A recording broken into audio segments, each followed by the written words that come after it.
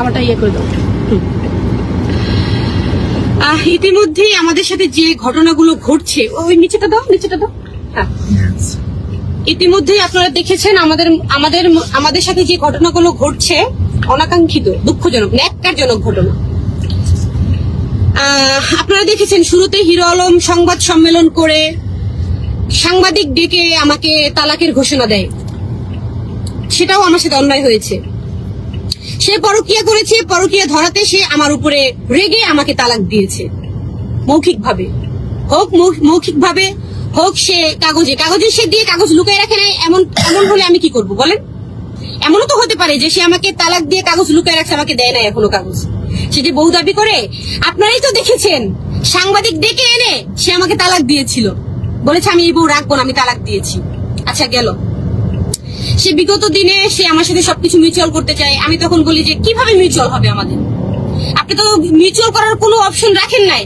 আমার তো ফ্যামিলি আছে, আমার তো বাবা মা আছে, আমার তো গ্রামে একটা নামগন্ধ আছে, তাই না? নামগন্ধ তো আপনি মুছে দিয়েছেন, সবাই জানে আপনি আমাকে তালাক দিয়েছেন। এখন আমরা কিভাবে মিউচুয়ালে আসবো? সে বলে আমি মিডিয়া ডেকে, আমি যেমন মিডিয়া ডেকে তোমার সম্মানহানি করেছি, তোমার সম্মান আমি ফিরিয়ে দিব।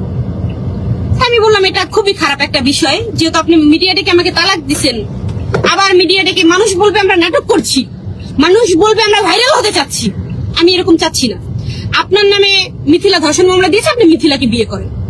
আমি তাকে কন্ডিশন দিয়েছি আপনি মিথিলাকে বিয়ে করেন। তারপরে সে বলছে সে রিয়াজকে ধরেছে। লাস্টে সে আজকে যে ঘটনা ঘটছে, রিয়াজকে সে নিজেই বলছে যে তুমি দেখা করো, না হলে আমি তোমার সাথে দেখা করবো।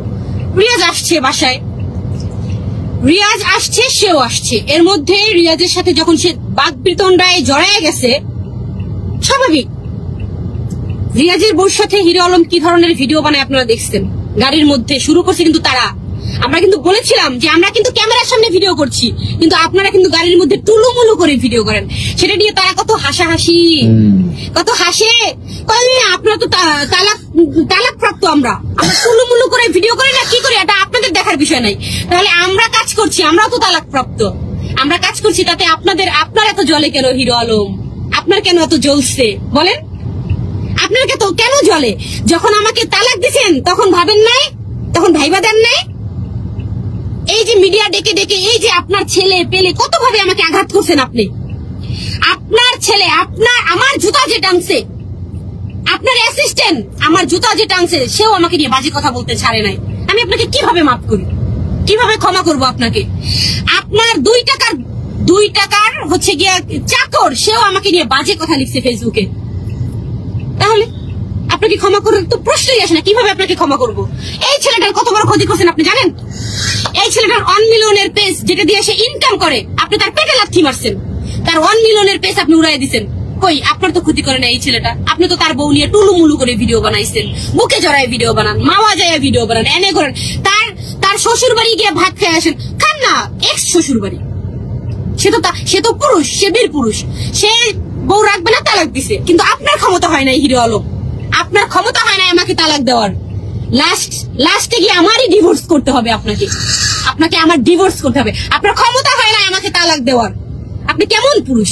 ঘোষণা দিয়েছিলেন না আপনি আমাকে তালাক দিবেন, দিতে পারেন নাই কেন এখনো পর্যন্ত? এখন এসে বউ দাবি করেন।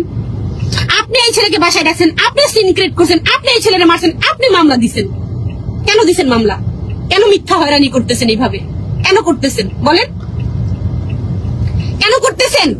এই ছেলেকে আপনি ডাকছিলেন মিউচুয়াল করবেন, আপনাদের মধ্যে ঝামেলা হয়েছে, 1 কথা 2 কথায় আপনি মারছেন, আপনার ছেলে পেলে মারছেন। দেখেন, মেরে তো তার মাথা ফাটাইছেন, আবার আমাদের নামই মামলা দিচ্ছেন, মিথ্যা মামলা দিচ্ছেন আপনি, মিথ্যা মামলা। দেশবাসী দেখেন, মিথ্যা মামলা। আসলে মিথ্যা দিয়ে সত্য কখনো ঢাকা যায় না, কখনোই ঢাকা যায় না। মিথ্যা দিয়ে সত্য কখনোই ঢাকা যায় না।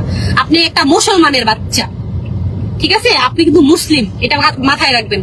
আপনি এই যে আমার বাসার নিচে চিল্লায় চিল্লায় বলছেন, এই যে বলছেন যে আপনার বউ নাকি দেহ ব্যবসা করে, সেই বউ কোনোদিন ফেরত পাইতে চান? আবার আপনার বউ তো এখনো তো রিয়ামণি আপনার বউ, তাহলে বউর নামে যে এত বড় একটা কথা বলছেন, ইসি ঘৃণা।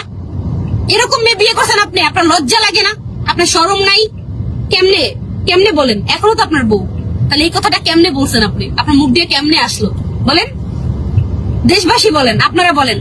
তার তো ওয়াইফ আমি, তাহলে ওয়াইফকে কিভাবে সে বলে এত বাজে কথা, এত নোংরা কথা? সে তো এই প্রথম বলে নাই, সে অনেক আগেও বলছে। সে আমার মন থেকে উঠে গেছে, তার সাথে আমি কিভাবে মিউচুয়ালে যাব বলেন? সে মিউচুয়াল করি নাই দেখা তার সাথে আমি এখন সংসার করবো না বিধায় সে মিথ্যা মামলা এই ছেলেটাকে হয়রানি, এই ছেলের ইউটিউবে স্ট্রাইক মারে, পেজ নষ্ট করে দেয়। কেন?